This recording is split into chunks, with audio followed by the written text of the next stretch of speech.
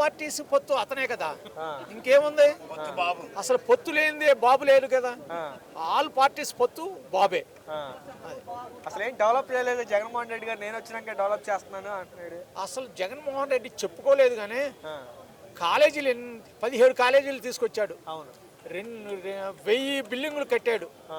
సచివాలయాలు కానీ, ఆర్పీకే కానీ, వెల్నెస్ సెంటర్లు కానీ, ఇంకా ఎన్నో చేశాడు. కానీ ఇలా పబ్లిక్ చేసుకోడు, పబ్లిక్ చెప్పుకోడు. నేను చేసిన పని చూపెడతానంటమే తప్ప ఇతనిలాగా చంద్రబాబు లాగా మీడియా ముందు కానీ ఇంకో దాని ముందు కానీ ఇష్టం వచ్చినట్టు చెప్పుకోడు, చెప్పడు కూడా. ఏంటి మరి ఈ మధ్యకాలం మరి కొంతమంది ఏమో లోకేష్ గారికి సీఎం పదవి ఇవ్వాలి నెక్స్ట్ 2 years ఇవ్వాలి, ఇస్తేనే బాగుంటుంది. మరి కొడుకు ఎన్నాళ్ళు ఏమి చేయకుండా ఉంటే ఏం బాగుంటుంది? లోకేష్కి ఇస్తేనే చాలా బాగుంటుంది. ఇప్పుడు ఉన్న పరిస్థితుల్లో లోకేష్కి ఇస్తేనే బాగుంటుందని నేను కోరుకుంటున్నా. ఓకే, అంత విజన్ ఉందా లోకేష్కి?